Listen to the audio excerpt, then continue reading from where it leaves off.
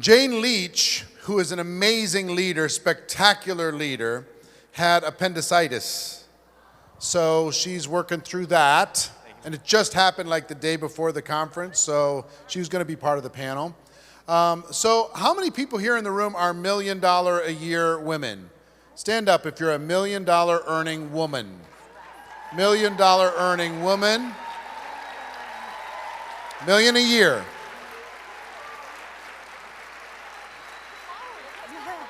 All right, in the orange, you young lady, why don't you come up and join our panel?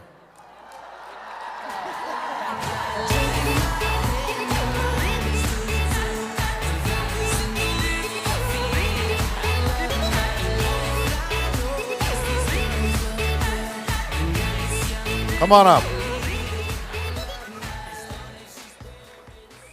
What's your name? Pasha Carter. Pasha Carter. Pasha Carter. Where are you from? Dallas, Texas. All right. Pasha Carter, you get to pick whatever chair you want. All right.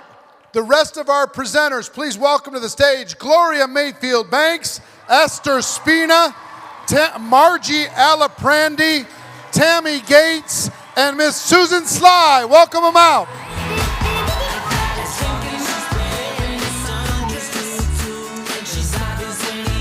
Oh, look at you.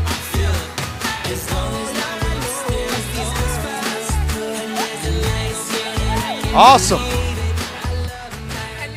How you doing, ladies? We're doing Excellent. great. Doing great. You'll be able to share a mic with We're her, color yeah? coordinated. Did you notice? Like, Yeah, you're kind of color coordinated. Look at you guys. Women channeling each other. All right, so I'm excited to be able to learn from you. This is always fun to be able to see what are the secrets that you guys have. But let's just do a quick introduction. Some of you've met already, some you haven't. So just give people your name, your background, and just a quick little intro. We'll go across. Start with you, Gloria. Okay, I am in this industry for 29 years, Gloria Mayfield Banks. Very excited to be here today with you guys. I was corporate prior to that, went to graduate school, married, 4 children, 4 grandchildren. One of the cool things about Gloria is she went to Harvard and she was so dyslexic she couldn't read. Yeah. For real. Yeah. For real. Yeah. At Harvard. And she went, yeah, I'll figure this out. It was a big overcomer because they didn't know. I didn't let them know that I was dyslexic when I did my application. And when I got there, I had to get the extra help that I was very humbled to have to ask for. And then I ended up working for Harvard Business School in admissions, so I let other people into the school like I was before I started my business. Good for you. Yeah. Susan Sly. Oh, thank you. A little bit about my background. I have been full-time in network marketing for over 12 years. My first exposure to the industry was in my early 20s. And I feel grateful every single day. I've been a 7-figure annual plus income earner for the last 8 years. And prior to that, thank you. I'm excited about that too. I've got kids in college. You need to be a 7-figure earner to have kids in college. And prior to that, I was a personal trainer, nutritionist. I worked corporately. I owned a health club. I'm originally from Canada. And and some of my celebrity clients included the Tragically Hip. I used to prep them for tours. I helped save Kirk Muller, hockey player career. And I was a pro athlete for years until I got diagnosed with progressive MS back in 2000. So I'm 17 years in, girls and boys. And I'm just grateful to God to be here and to be able to contribute to all of you. Awesome. Okay, I have to follow that. You got a lot of attributes here. I'm kind of a late bloomer. I've just been in network marketing 10 years at my age, but I have been married a long time, and I have 4 grown children and 6 grandchildren and 1 on the way. And my first rodeo with network marketing was I had a worm farm and learned how to duplicate. A worm farm? Yes, a worm farm. We sold worms and they duplicated. Wow. I learned that. And That's like from Dumb and Dumber. I've got worms, they called it, right? So, if I can do it, anybody can do it. Let's just put it that way. Wow. This is my good friend, Pasha Carter, and she got the memo on the color coordination. Did you see how we did that? And that wasn't even a memo. We just did it. That's what $1 million earners, how they think. All right, Pasha. Hello, everyone. My name is Pasha Carter. Thank you. I've been in direct sales now for 22 years. And I got started when I was 23 years old, and I was literally at a point in my life where I was sleeping on the floor of my best friend's one-bedroom apartment. And someone invited me out to a meeting, and I was like the worst person to invite out because I was very skeptical. But I got there, and I learned so much. I got started. By 29, I was blessed to be earning 6 figures from home. In my 30s, my husband and I were blessed to become $1 million earners. Since then, we've crossed over the 8-figure mark in direct sales, and we absolutely love this profession. Well done. I got it. Wow, girl. I'm Margie Alaprandi, and been with the same company for 28 years, which is a rarity in our profession. And started as a junior high school music teacher who really wanted to give her kids a better life and wanted a way to give them the world, really. And at the time, you know, back against the wall, recently single, and kind of wondering what my options were going to be. But I made that whatever it takes decision, which was the smartest thing that I ever did, and just kind of grinded my way there. It required that whatever it takes decision kind of required whatever it takes. And I was, you know, driving from Utah to do meetings in California, sleeping in my car because I couldn't afford to, in hotel parking lots because I couldn't afford a hotel, getting dressed in the bathroom, gas stations, and then showing up and saying, join me, we're going to become millionaires. And the blessing of it all was that within 1 year I was making more money in a month than I could have made in an entire year teaching school, and I made my first $1 million by the time I was 35. Well done. Tammy. Hey everyone, my name is Tammy Gates from Montana, and I was raised like most in my generation to go to college, get as much college anyway as your parents could afford, and then get the best job you could find, and have really good work ethics so you could get promotions and build your resume right. I see a lot of people shaking head, so you can relate. Then I met my husband in college, and he said, no, Tammy, it doesn't work that way. That would never get us our hopes and dreams. And I know there's a better way. And so he used to bring opportunities home all the time. He says, I used to tell him, you're not an entrepreneur, you're just in the manure. And so one day I remember, though, he pounded his fist on the kitchen table when I was going through the Help Wanted ads, and he said, dang it, Tammy, if you would just throw your hat in here with me, you will never have to punch a time clock again, I promise. And so I did. I thought he gave me a 3-month vacation, because how long could it possibly last anyway? And so I have been eating crow for over 26 years now. And the nice thing about being big income earners is we get to give back to charities. We give back to our church more than our annual income even used to be. So thank you. Awesome. Congratulations.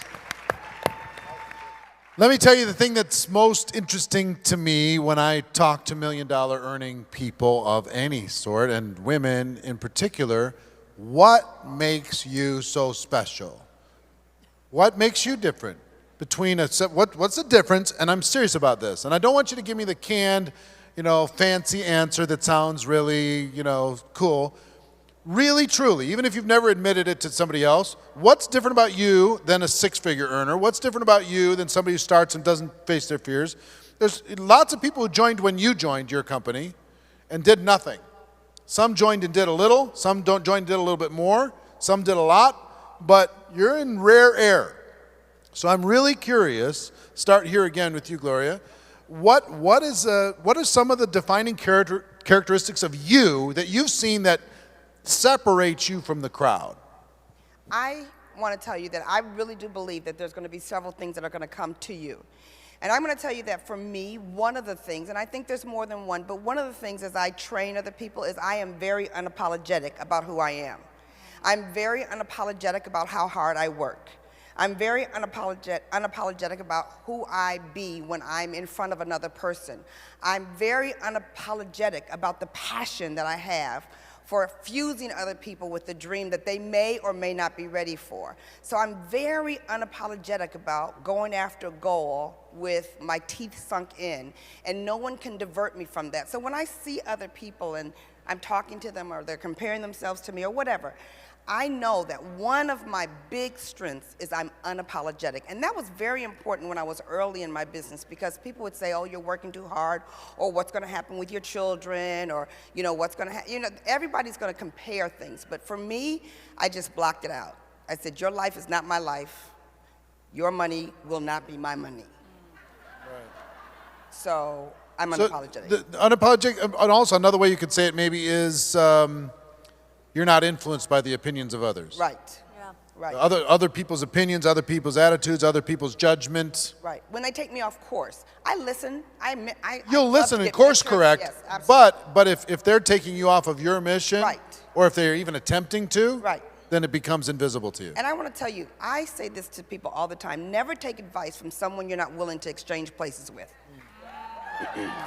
So if I can't exchange places with you, I'm not here to take your opinion. Yeah. Yeah. Got it. And that started before you were successful, though. Right. Oh, yeah. This started, that wheel starts early. And when you have habits that start early, you don't have to change them. You sustain them. Love that. Susan, how about you? Oh, you're preaching now, girl. I love it.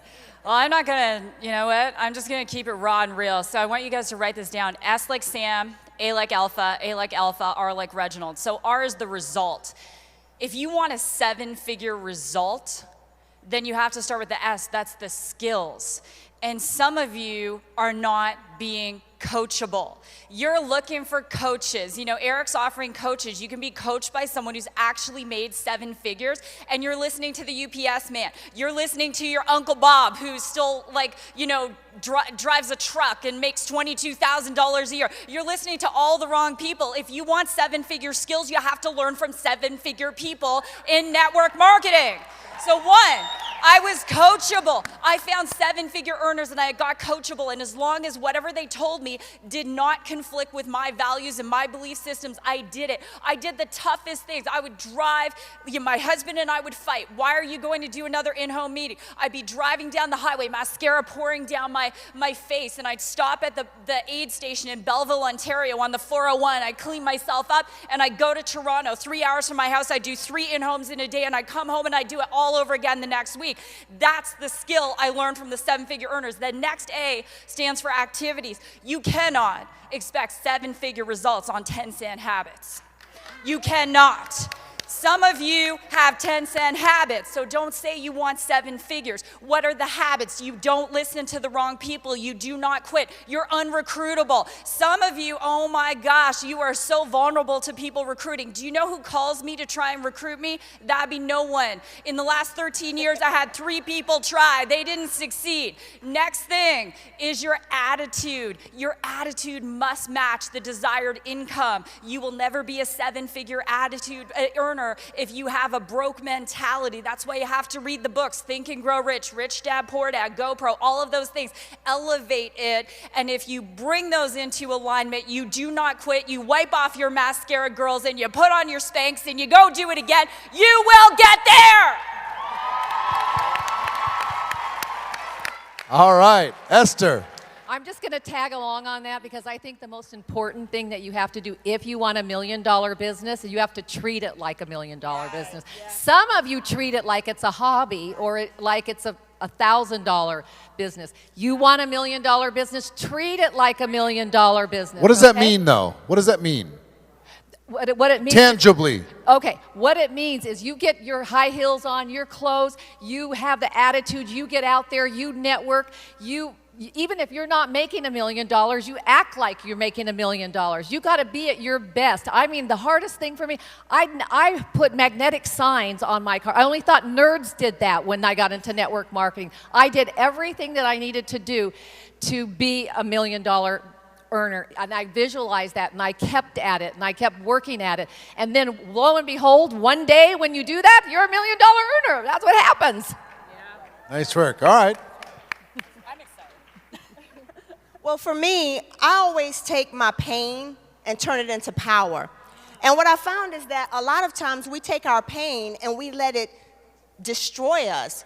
But for me, I took a look at what I was running from. A lot of times we put our vision board and all the great things that we're running towards, but I also took a look at what I was running from. You know, I come from a household where my parents were both hardworking, struggling teachers, and my dad was the greatest man in the world, but he lived his life saying, baby, when I retire, this is what we're gonna do. I was a competitive gymnast for 14 years. He never made a gymnastics meet because it was always, baby, as soon as I retire, I'm gonna come to your gymnastics meet. As soon as I retire, we're gonna go on that vacation. As soon as I retire, we're gonna do this. Well, my dad, after retiring for 30 years as an educator, died of a stroke at 8 a.m. on a Monday morning.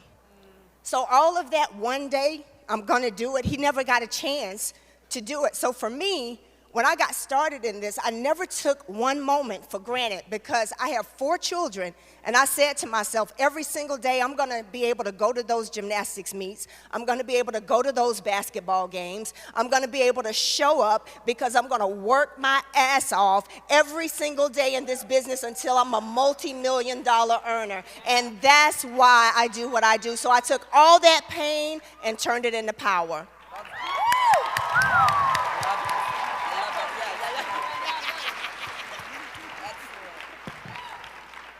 I've got to say that my ace in the hole is resilience. I am just freaking resilient. And, you know, stuff is going to happen to you in your business that will tear you apart if you allow it to. And if you can keep your eye so firmly on your goal to change the world, to change lives, to lift people up so that they can live lives of fuller expression, if you keep that in the forefront, you can't get beaten down for long. It's possible to get super jaded on people, right? Like you have a choice. Or you can just keep looking for those who are looking for you. And I gotta say that resilience is one of my favorite words, and it's such a great quality. Not only the ability to bounce back, but to then transmute what has just happened into the greatest gift you can imagine. That ability to take the yuck and find the gift. Find the gift is the answer. Awesome. I think we could go on all day about this topic. I'm just going to give you 3 really quick, short things that we haven't talked about yet. And one is be hungry. Check your hunger factor. Have you ever fasted for a day or 2 or more? If you do, then you realize what hunger really feels like, right? You might get a headache, you might get this burning in your stomach or something. So check your hunger factor. Are you hungry enough? I'll tell you, my husband taught me how to be hungry enough about the freedom that this industry brings. And the second thing is look for leaders. Look for people who are people, who are entrepreneurs, who are achievers, people who are responsible, who can take initiative. We built our industry with people like that, or our business, and we teach our team to do that too, because these are nice people. They're kind people. They get it fast. And the third thing that I think would be really good, the really good tip is to, lost it. Never mind. Those were 2 good ones. It'll come back. When it comes back, just raise your finger and then we'll come back to it. Yep, it'll come to me. Yeah, all right. Next question I have, some of the people out there look at you like you're unicorns. You're like this mythical creature, never been seen before, because there's a certain group of people that have a very difficult time recruiting. So they're passionate, they want to do it, but they haven't quite broken through when it comes to recruiting. The second group, they can recruit, but nobody does anything. So the third group is they're doing it all on their own. Maybe they're making some money, but they really don't have any leadership duplication at all. And then there's you.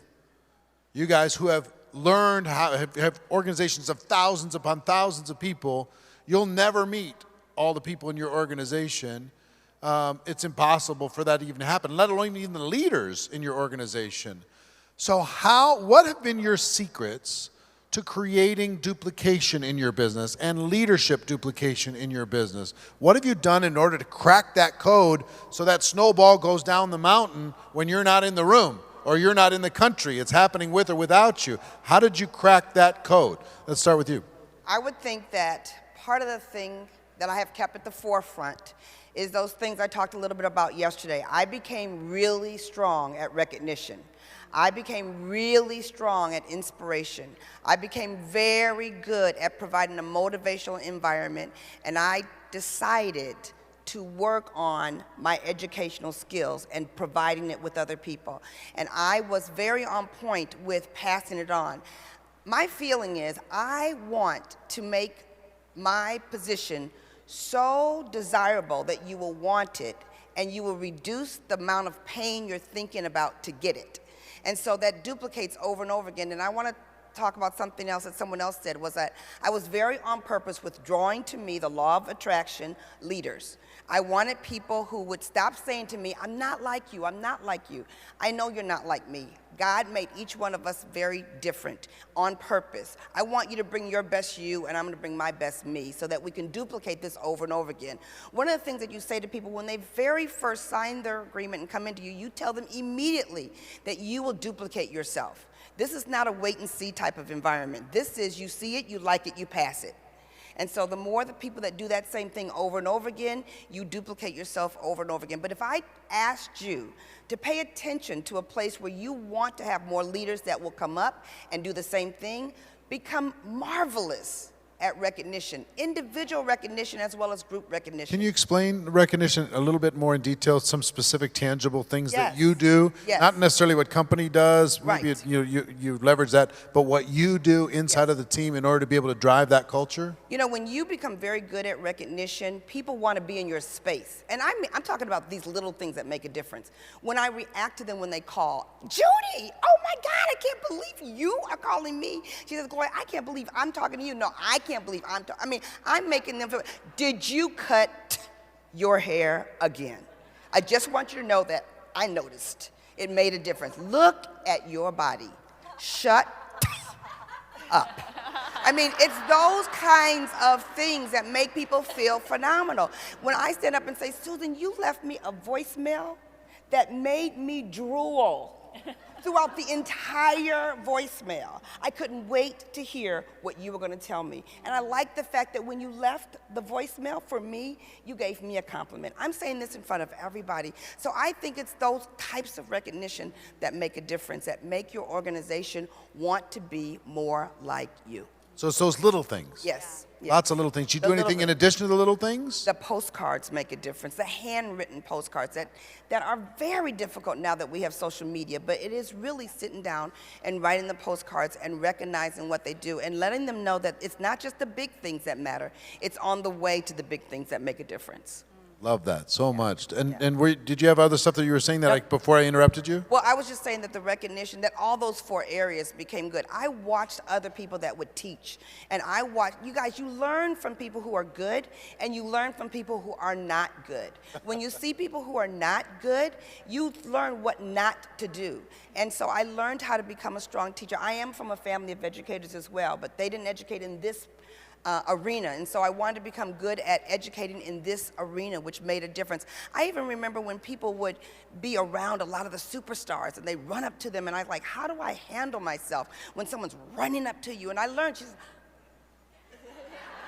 just smile, and I would duplicate myself from top performers. So I think that those things for me have made a difference so that my brand is big and people want to become a part of it and they don't want to leave.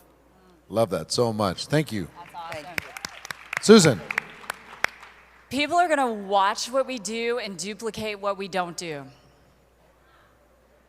So every year on January 1st, I re-recruit myself and I start all over again and I rank up. And it isn't easy. Yesterday, Eric called me out at lunch because I didn't hit $2 million last year. I made 1.9. It was And- it wasn't a big call out. No, in front of 500 people. That's okay. I knew was- where you live. Yeah, it was done in love. Yeah, I know. You need to be at least 3 million, don't you think? Yeah. Yeah, okay, Yeah, that's all. baby. It's a done deal. So last year, I started the year re-recruiting myself, and then in February, my best friend died of stage 4 cancer. And then in June, my mentor, 7 kids, she died of stage 4 cancer. Then in the fall, I got amoebic dysentery in Africa going to see my granddaughter, and I almost died. But I still rank advanced, and I still did the do because I wanted my team to duplicate what I did. No excuse is bigger than the life that we know we can create with network marketing. So write this acronym down. I love acronyms, CCDT. So years ago, as I was growing my organization, I want you to understand, almost every compensation plan you're in, and don't take me out in the hall and be like, my compensation plan pays out 50% infinite levels deep. No, it doesn't. I've studied all the compensation plans. All of them on average pay out 5%, which means your organization has to do about $20 million in sales for you to make $1 million annually. Just think about that just for a minute. So you're CEO of a $20 million a year business, and your people are gonna duplicate what it is you're doing and not doing. So CCDT, you have to decide your time is finite. Who are you going to work with? So first C is coachable. So when I recruit someone, I might do something like give them GoPro to read. And if they read it, I'm going to work with them. If they don't, I'm not working with them. They're not coachable. They don't qualify for my time. Write this down. People must qualify for your time. I have 5 children, 1 grandchild, and when I'm giving my time to someone, I'm taking away from my kids. It's an investment. You better be coachable. Then the next thing is capable. We have a skill level. We're here to learn 7 skills. Capability. Can they do 3-way calls? Can they do presentations? Can they follow up? Can they handle objections? It's your job to connect them with the training to get the skills. And then the D is desire. You heard my sisters up here. They're talking about desire. You got to be hungry, like Les Brown says. Does this person have the fire in their belly, or are they coming up with excuses? And then T is time. They have to be willing to carve out the time. And I want us to link arms as a profession and stop selling people false dreams. Oh, you can make $1 million a year on 5 minutes a day. No, you can't. You heard the BBs yesterday. You got to put in the time to get the results. Get fired up, would you? One of the things that I like to do is find leaders, because that's who's going to really work in your business. And the one thing I found that's helped me grow my organization was I try to find out who are the leaders. So I'll send an email out and say, okay, who wants to rank advance? Who wants to go to this next level? And they have to respond back to me. And then I find out who that is.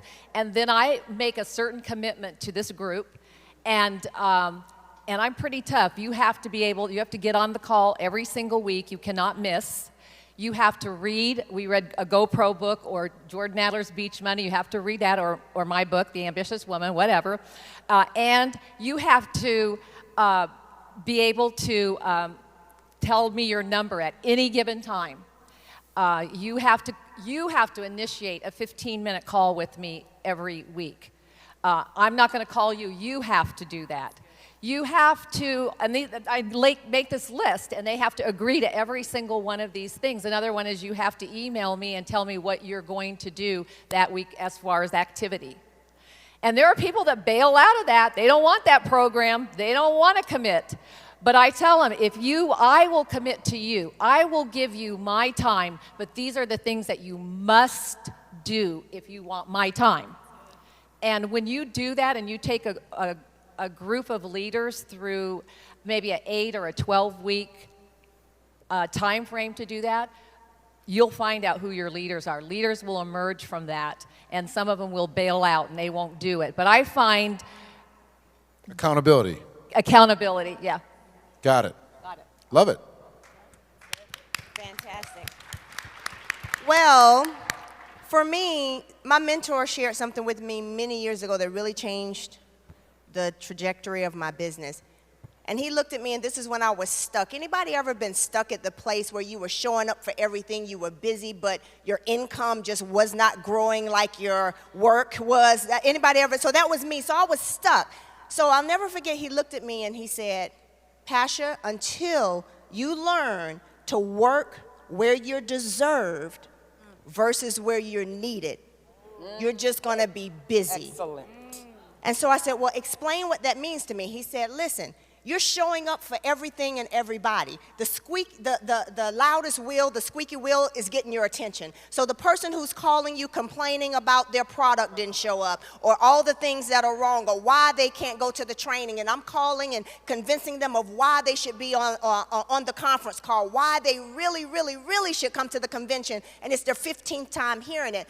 But then I have that leader. They're not saying much. They're rank advancing. They're showing up for everything. Their team is growing, and I'm totally ignoring them. Why? Because I'm focused on all the people who need me versus the people who deserve my attention. Awesome. And when I started doing that, that's when I started to see my business grow. So if I can give any advice, and I'm telling you, this changed my life. And it's hard because as women, we naturally nurture. You know, we have a baby, and we give them the bottle. And then when it's time for the sippy cup, we're afraid because we don't want them to choke. But eventually we give them the sippy cup, and eventually they start with the baby food, where the problem is many of us are doing the same with our teams, and they're on the bottle when they should be eating food right now. So we got to allow them to grow up and work what we deserve. Love it. Get them off the bottle. You know, it doesn't take going at this business for very long in a really big way before you start to learn some stuff fast, even if you don't have an in-house mentor. And when you start to see attrition happening early, you just notice what's going on. And so I got to say, the things that I'm like crazed about, making sure that people get started right. Like I know it in every cell of my body, and I know it. Like there is a diminishing window to get somebody engaged, capture them, connect heart to heart, get them on a track. Like the time is so much less than we think it is, because they'll take themselves out with their own sabotaging thoughts. And so I know that in every cell of my body. The other thing I learned really early was the importance of systems.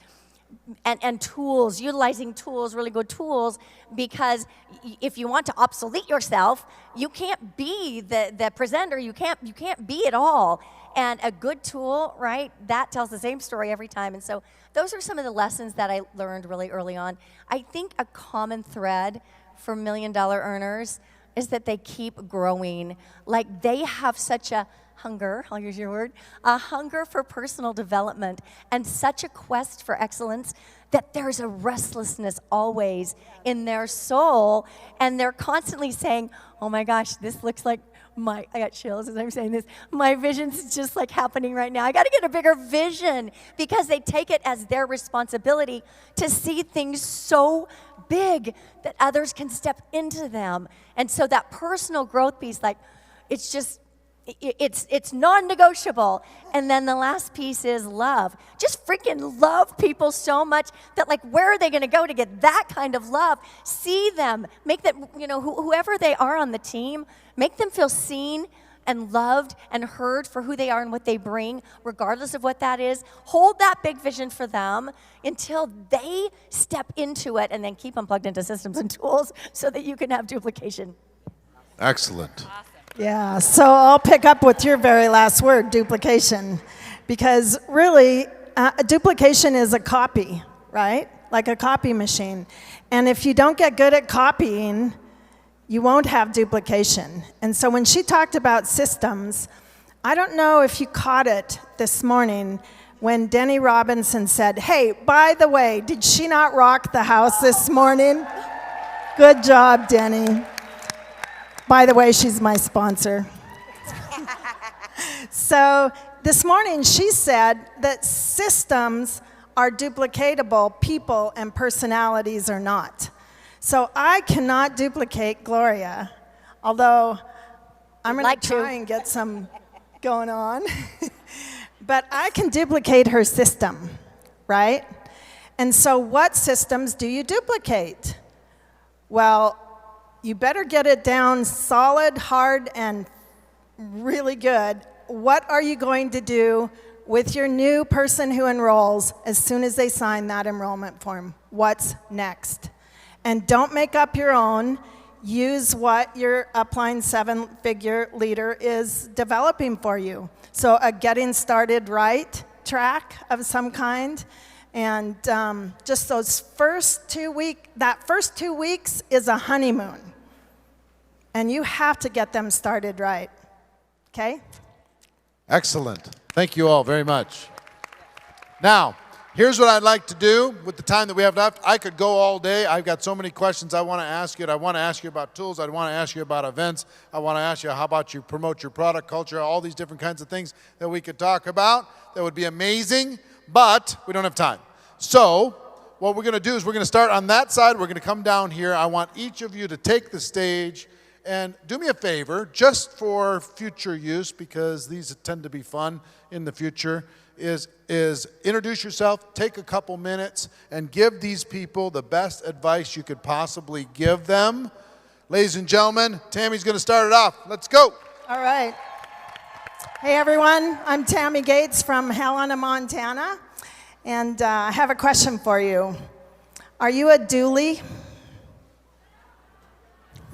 Do you have any dualies on your team? Now you're asking me, what's a dually, right? Well, a dually is somebody who's pulling double duty. And the dictionary says that double duty is someone who's fulfilling 2 roles. Like maybe you own the restaurant, you're the cook, and the waitress, right? You're pulling double duty. There is a NASCAR race called the double duty. And those drivers start out in Charlottesville and race 500 miles. Then they fly to North Carolina and do the Coca-Cola 600 in the same day. And it is grueling, and it's physically challenging, mentally, emotionally. Well, we have people on our team, you do, we do, who are pulling double duty, right? They're single moms who are probably working a job and trying to build the business of their dreams, right? We have people who are, we have a good friend who was a single mom working as a waitress and building this business in 20 minutes a day on her breaks. So you have all kinds of people on your team, and you may be a dually yourself. And so my best advice would be, if our industry and our profession could really begin to recognize the people who are killing it and burning both ends of the candle. And when my phone goes off, no matter how tired I am, or no matter what else I'm doing, if a dually's on the other end of that phone, they get all of me. They get the best part of me. They deserve it, right? Thank you, Tammy Gates. Thank you very much. Margie Aliprandi. Hi, guys. So, Margie Aliprandi here. First off, I want to really honor Marina and Eric for this event. Seriously, to give us an opportunity to share what we've learned and to maybe help you take a shortcut or not have to make the mistakes we made. That is so meaningful. Thank you for giving us this stage to help these lovely women and a few men. And next, I really want to honor you. Days before coming, I had thoughts of you. And I thought, we're coming together and everybody's bringing their dream. You're bringing your dream. Some of you are dragging it, hoping that maybe somebody can breathe some life into your dream. What I want you to know is that your dreams are sacred. They've been given to you, I believe, divinely, and they are meant for fulfillment. I had a defining moment in my business in the mid-90s, before some of you were born. And my business had grown, really, really big, and I was making great income. And there were people making pretty good income, but I'd plateaued a little bit. And I was sitting in a convention, and somebody gave that Oliver Wendell Holmes quote, too many people die with the music still in them. And I felt immediately indicted. And I sat there, began weeping, and this thought appeared. Not only was I keeping my music inside of me, but the thought appeared that some are born to be music men, to draw the song out of other people, to sing, to hum when they don't remember the words of their song. And as I sat there, a mass of tears, I made a decision that I was going to do things differently. And so it's my belief that every single one of us has a song to sing that is yours alone. And if you don't sing it, it goes unsung. It's yours, right? And so a couple pieces of advice. Number one, don't compare yourself. Keep your eyes on your own mat. If you are an aspirational person, there will always be a gap from where you are to where you want to be. So what do you look at? If you look around, you're going to diminish yourself or probably inappropriately exalt yourself. Keep your eyes on your own mat. This is your journey. This is your time. So keep your eyes on your own mat. Number two, go into massive action. If you haven't yet, give yourself the gift of massive action. Because even if you're not feeling it, if you get into massive action, you will get good. And you will create a pace that others will want to duplicate. So give yourself the gift of massive action. And forget perfectionism. One of my favorite statements is, it is better to begin with fault than to hesitate perfectly. And anything worth doing well is worth doing poorly until you learn how to do it well. So get over yourself and just get into action. Because, my friends, there are people who are on their knees praying for solutions. And it's your voice that they will hear. You have a song in you. If you don't sing it, it will go unsung. Step into your freaking brilliance and sing your song. All right. Well, I tell you what, for me, if I could share anything with it, first of all, I want to thank you, Eric, for having me up here. And I just want to share with everyone, as women, we have to know our power. And I think for me, a lot of times getting into this profession, I would shrink. And I would hold on to so many things in the past that weren't important, and I would allow them to stop me from being who I know I could be. And let me ask you an honest question. What are some of the things that may have happened to us in our past that we're holding on to that we're still walking around with? Like the person who told us that we couldn't succeed in business. The person who may have said, oh, that pyramid thing you're in, that's not going to work. You know, those people who wouldn't try our services or our products that we knew without a shadow of a doubt that this was going to be the first person that you knew they were going to say yes, and it just took a little piece out of you. So when we walk around with all of those things, and it's like having all this luggage that you're toting around with you, and we show up in our business with all of that weight, and we wonder why we're not succeeding. And ladies, the one thing that I want to say to you, the power that we have is we know the power of collaboration. Many of us think we're competitors and we're not.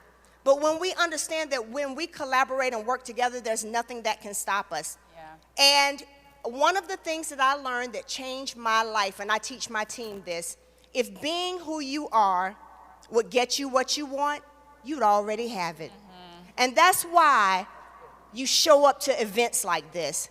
That's why you get your team to events like this.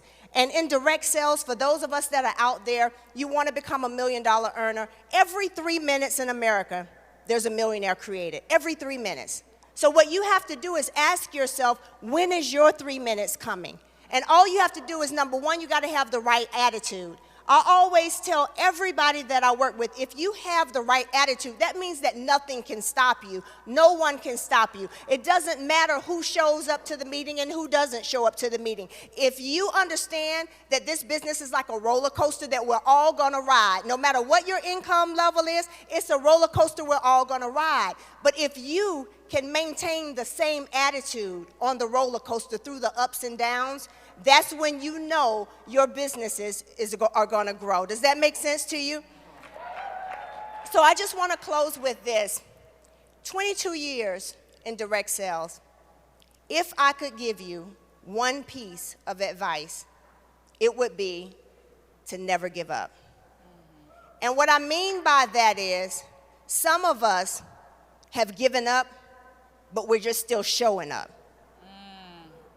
And what I mean by not giving up, I mean not giving up in your heart. Knowing that even though it may be tough and you may not be where you want to be right now, you know that when you wake up tomorrow, it's a new day. There's a new person out there that you can talk to. People say to me all the time, I've run out of people to prospect. I've run out of people to talk to. There are millions of people here in the United States and billions of people around the world. It's impossible to run out of people, but what you've run out of is you've run out of heart power. And until you grasp onto that heart power and you stop giving up and just showing up, and now you get that passion going, that's what events like this do. Events like this now give you your wings to soar out of this event. So don't let this be another event where you just write all of these amazing notes, you learn from all of these amazing people, and you take those notes and you put them under your bed and you continue being the same person. Let me tell you something. If you take the notes you got from this weekend, you have just been given your wings to soar. If you implement every single thing that you've learned, at the next event, you're going to show up, but you're not going to show up the same woman. You're going to show up with a team. You're going to show up with a new pen rank. You're going to show up with a new attitude. And most importantly, you're going to show up with a new bank account. And guess what? We're going to be all here to welcome you with open arms and say congratulations because you did it.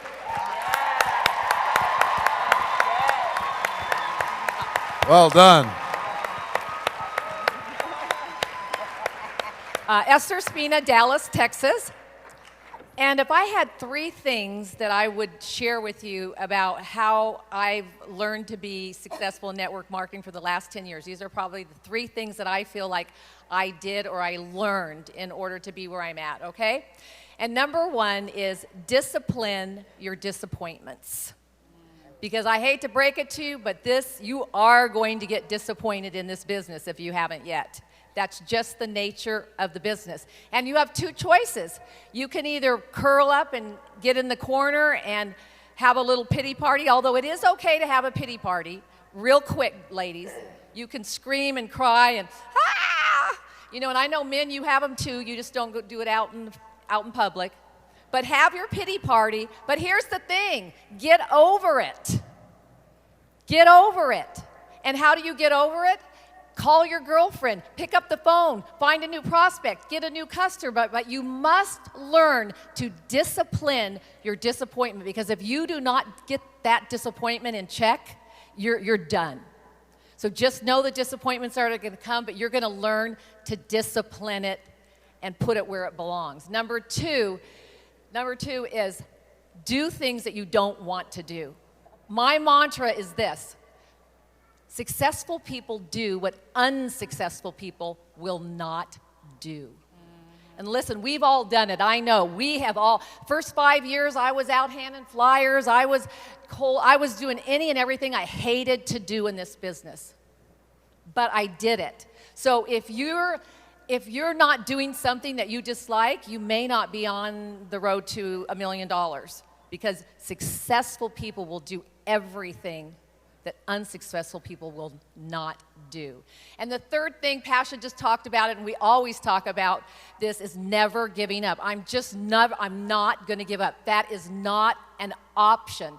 One of the things that that just recently happened to illustrate this point, and now listen, I know at a women's conference we don't talk football, right? But I don't care who your team was. the Super Bowl was some game, right? And I don't care if you're a Patriot or a Falcon fan, that's not the point. But can you believe the Patriots were favored to win? Well, halftime, they're down, what was it, 21-3? They probably went into the locker room and they pumped themselves up and they all, like, we can do this, we can do it. But in the third quarter, what happened? Things went from bad to worse. Now there's a 25-point deficit. No team has ever come back. They had a choice. Are they going to give up or are they going to keep going? Are they going to keep moving the ball or are they going to keep getting points? And that's kind of like in your business. You know, it looks really, really down sometimes, and you have a choice. You're going to keep driving or you're going to keep going. And lo and behold, what did they do? Point by point, yard by yard, they got there. And 57 seconds left in the game, and 26-28. 57 seconds. They could have just called it a day and said, well, this was the greatest comeback, but we didn't quite win. No, they pulled it off with a 2-point conversion to tie the game. 75 yards, 8 plays, and 2-point conversion. The Patriots freaking win the game. And the thing of it is this is for your business. The moral of the story is this. Sometimes it looks like things aren't going right. It looks like you're losing the game. It looks like there's no way you can ever come out of where you're at. There's no way. Just think of the Patriots. Think about a 25-point deficit, how they just pulled it off and won. And you can too. What I want to leave you ladies with is I want you to kill this business. I want you to be like as ferocious as a pit bull, okay? That's what I want you to do. Just kill it. And by the way, pit bulls have really nice personalities. They're cuddly and loving. My daughter had 4 of them, so I know they are. So listen, or be like a hockey player. You know how hockey players are out there, they look like they're just gonna kill it. And I heard one time the only difference between a hockey player and a pit bull is lipstick. So ladies, what I want you to do is I want you to be ferocious in this business. I want you to kill it. I want you to never give up. I want you to do things that unsuccessful people don't do.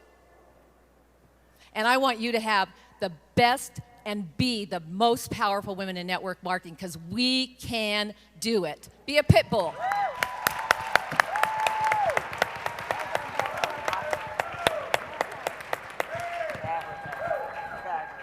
Susan Sly from Scottsdale, Arizona. Thank you. Everyone, please stand up.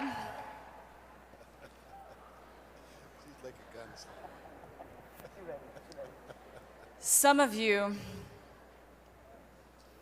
have some things going on at home. You are going back to an environment where maybe someone's not being supportive. Maybe you have some financial challenges and you're a hair away from bankruptcy. Some of you have some other things going on. You're in denial over your health. You're in a health company and you're chain smoking. I'm not laughing. You don't see a smile on my face right now. Some of you are overweight and you know there's bad things going on. Your doctor has said you need to get on another medication. Some of you have excuses that are bigger than your pain.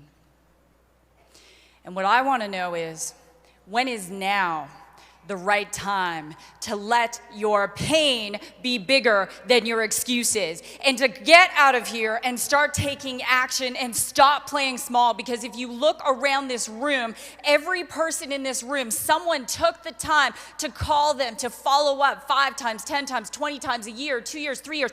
It doesn't matter. There are so many people out there in pain, and we have a solution to that pain. You will do no one any favors by going home and playing small. You think by playing small and saying, I can't do this, I have too much fear or whatever, you are owning your excuses. As long as you own your excuses, they are gonna own you, my sisters. And that has to stop today. Today needs to be the day that you declare, this is the day that the Lord has made, and I will rejoice, I will be glad in it, I will leave here, I will step into my greatness, I will come back here next year with my team, and I will be on fire because I spent this next year liberating people from pain.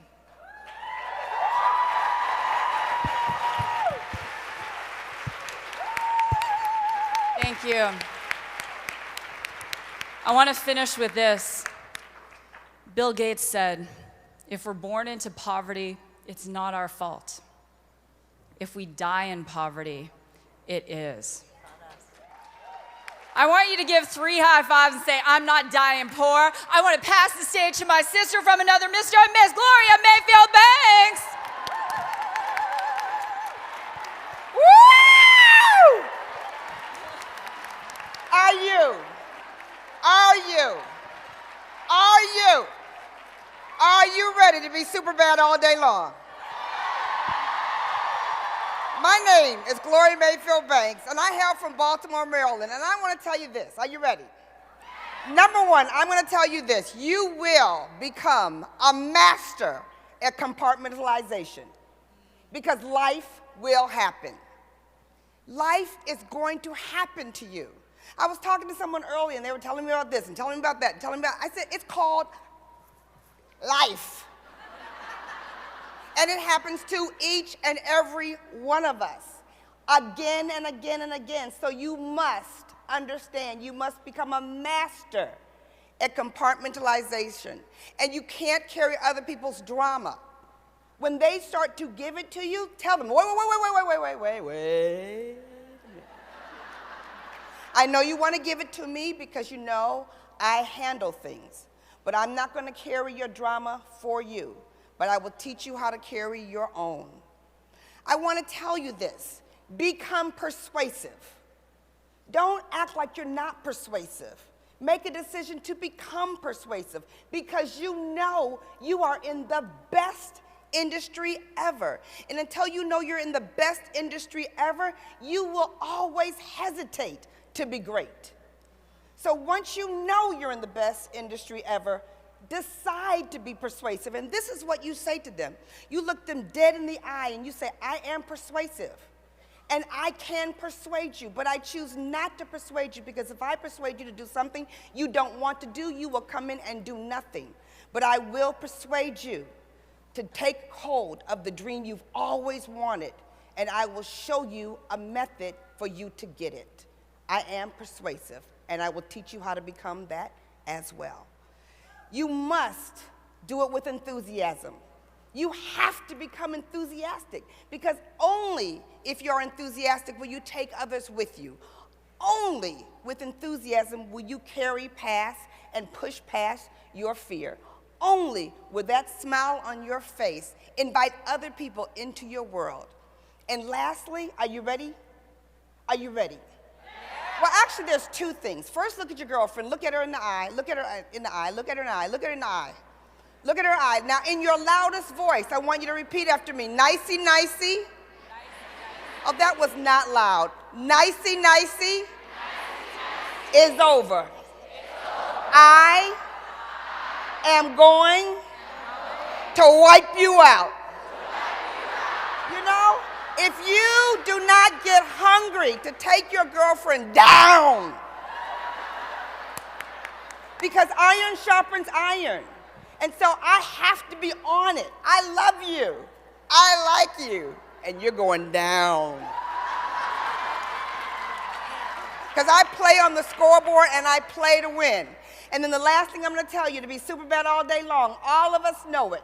And I'm going to enlighten you if you don't. Look at your hand. Is it big enough? And what I'm talking about is the diamond that's on it. Play with me. Because you can talk about all the money in the world, but baby, if it's not shining, it's not there.